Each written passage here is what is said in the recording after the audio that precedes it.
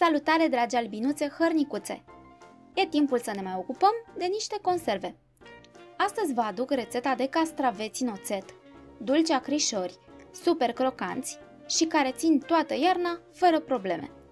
Așadar, să vedem ingredientele necesare.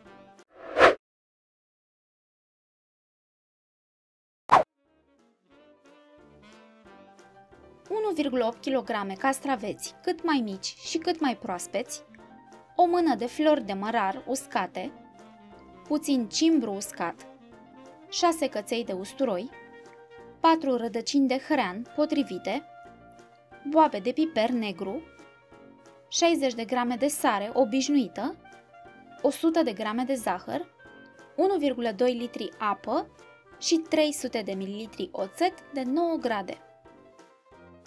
Spălăm castraveciorii. Ei trebuie să fie cât mai proaspeți posibil, altfel se vor zbârci pe parcursul conservării. Castraveții proaspeți sunt fermi, înțeapă la mână și încă au floare în vârf. Fiecare floare însă trebuie îndepărtată, deoarece conține enzime ce îi pot înmuia. Tăiem o mică porțiune din vârf pentru a uniformiza lungimea castraveților și ai putea potrivi mai bine în borcane. Tăiem hreanul în bețișoare mici și adunăm și restul ingredientelor necesare pentru a le avea la îndemână. Pentru că tot vorbeam de borcane, eu utilizez acum 2 bucăți de 1,7 litri, spălate, curate, cu capace noi. Nu este nevoie de sterilizare. Puteți folosi fără probleme borcane mai mici, dar nu mai mari.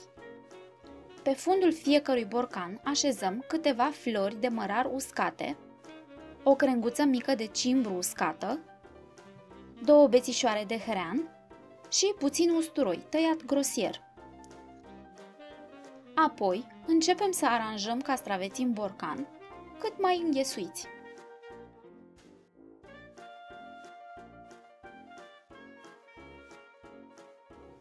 În spațiile dintre ei strecurăm bețișoare de hrean.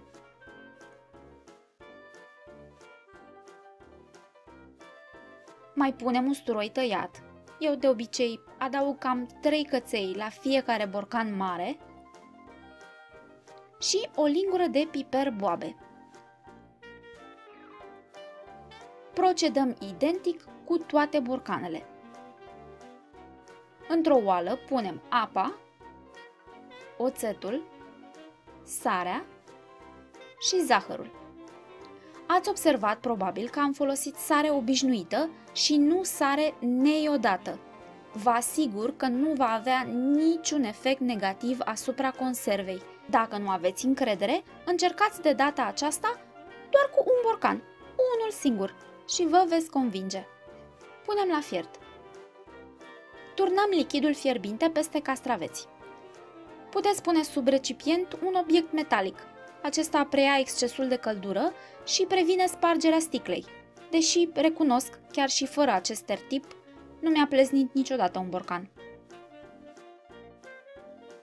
Apoi, imediat, fierbem conservele în baie de apă. Le introducem într-un vas mare, cu un prosop la bază, îl umplem cu apă cât de mult se poate și ținem pe foc 15, maxim 20 de minute, din momentul în care dă în clocot. Acoperim cu un prosop gros sau cu o pătură și lăsăm borcanele să se răcească lent în baia de apă, minim 6 ore, chiar și peste noapte. Așa arată borcanele a doua zi. Tot ce mai rămâne de făcut este să le depozităm într-un loc răcoros. Așa arată castraveții după 14 zile de conservare. Mie îmi plac foarte mult pentru că sunt crocanți și doar ușor acri. Un alt motiv pentru care îmi place această rețetă este că se pot ajusta puțin cantitățile de sare, zahăr și oțet dacă se dorește, astfel încât fiecare poate obține exact gustul perfect pentru el. După deschidere, borcanul cu castraveți în oțet va trebui ținut în frigider. Nu uitați că aveți la dispoziție pe canal și rețeta mea de gogonele crocante pentru iarnă și în curând voi publica și rețeta de gogoșari. Spor la conserve, albinuțelor! Numai bine!